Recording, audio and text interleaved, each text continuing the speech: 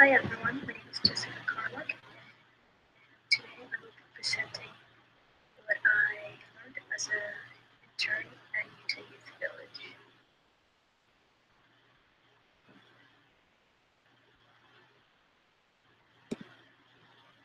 Utah Youth Village was founded in the early 1950s and is meant to change the lives of troubled children, some that have been neglected, some that have been abused either emotionally, physically, or mentally.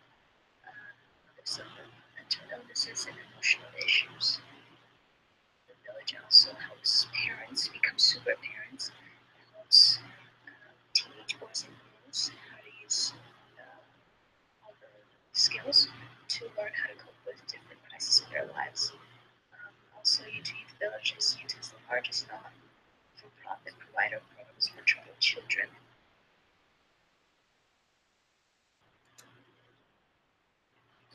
The village has many programs within itself. One of their programs is treatment foster homes, in which it is set up as a family-based care that specializes in creating therapeutic environment in the context of nurturing family home.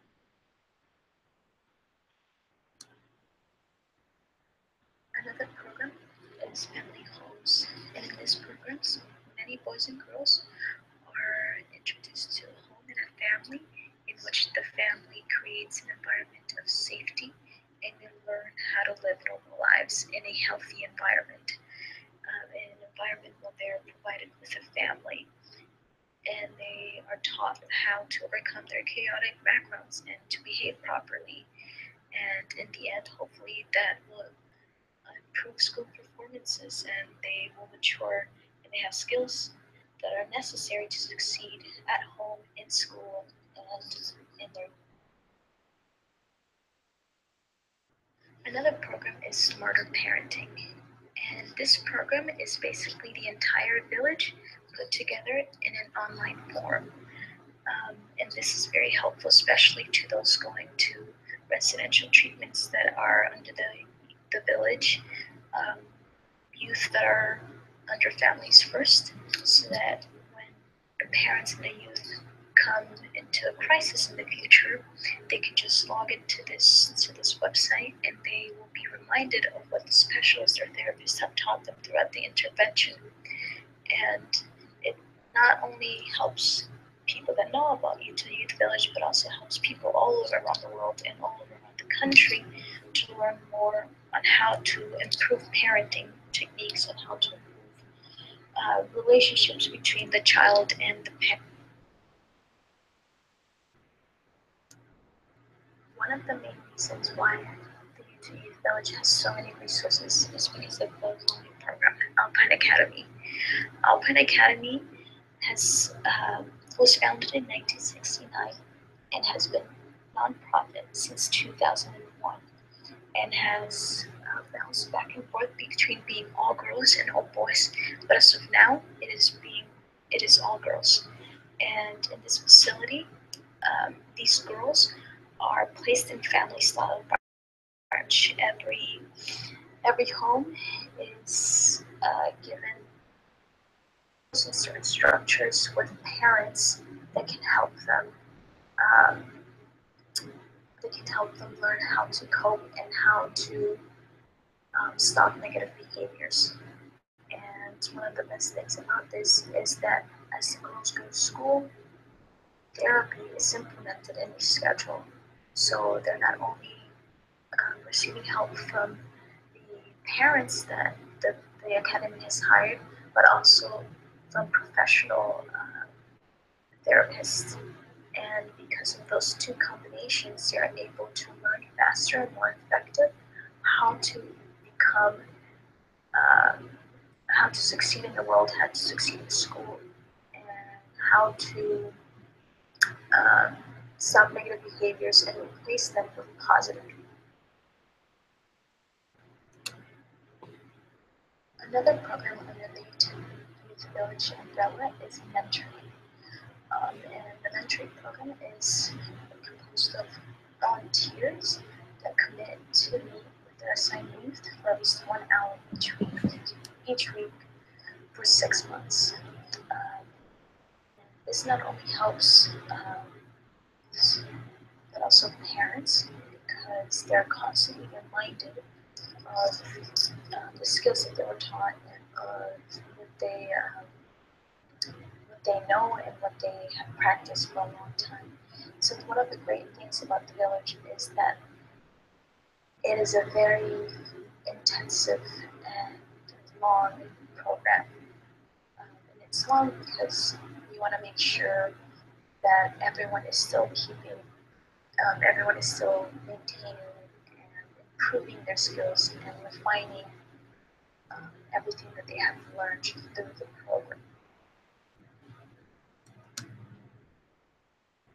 The last program that I want to mention is Families First, and I'll go more in depth on this one because it is what I did as an intern. I started off learning about Families First through my advisor. She recommended, I told her that I was really interested in advocacy and I wanted to find an internship in which I could learn more about that, since I only took one class and was really interested in it. And so she recommended YouTube with Village and specifically Families First. And what Families First is a very intensive in-home intervention program. And it's designed to teach parents skills to change unwanted or undesired behaviors um, of their children and to improve family functioning.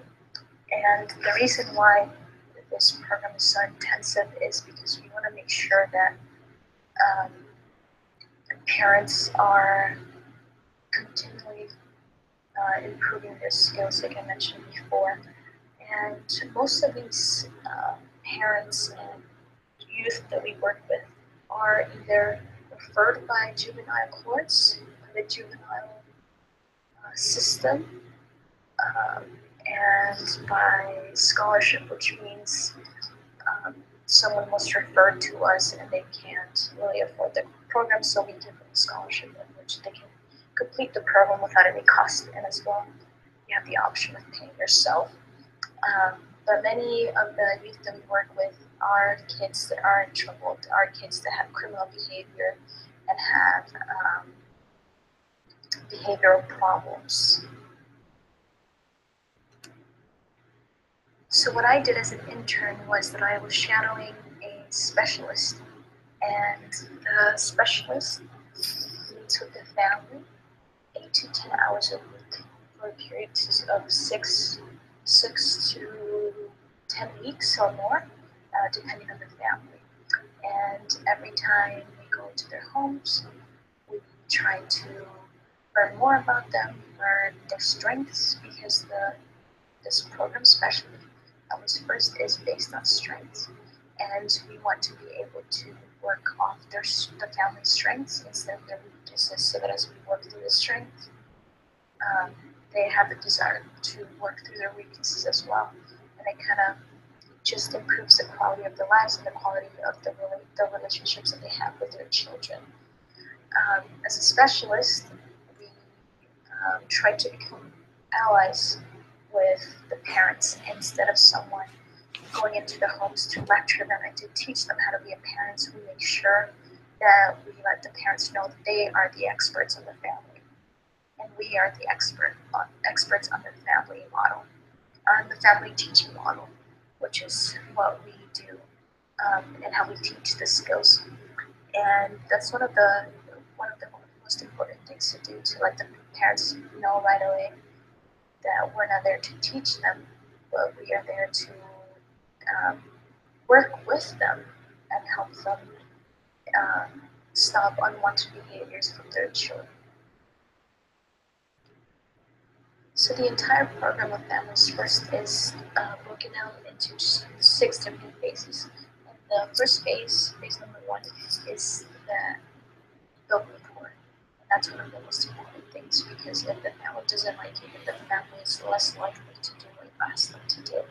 We start initial paperwork, we assess the family, define family dynamics, we find the strengths in the family. For example, this family is maybe a specific family. The mom is really good at giving consequences right away.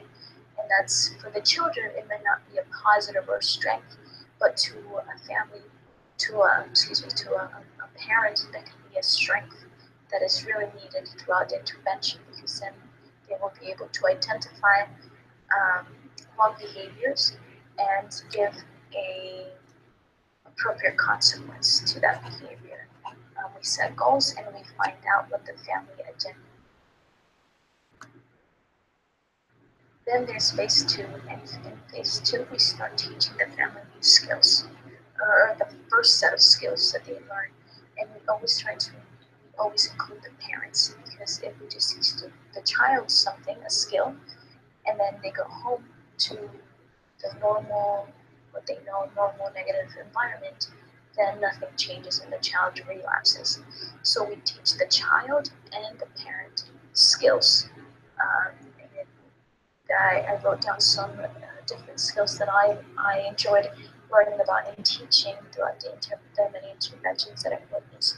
And it's just effective communication, preventive teaching, and SODAS, which stands for situation, options, disadvantages, advantages, and solutions, which could be great for problem solving.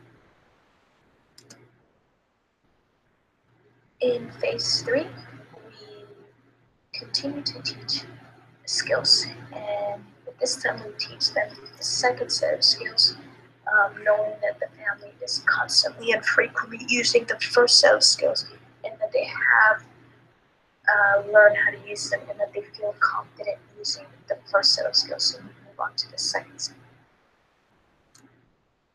In phase four, it's a little more advanced. Now the family should have learned two different skills, which is in total 4 skills, 2 for the youth and 2 for the parents. And they should be implementing these skills, they should be refining these skills. The goal should be almost met, if not met.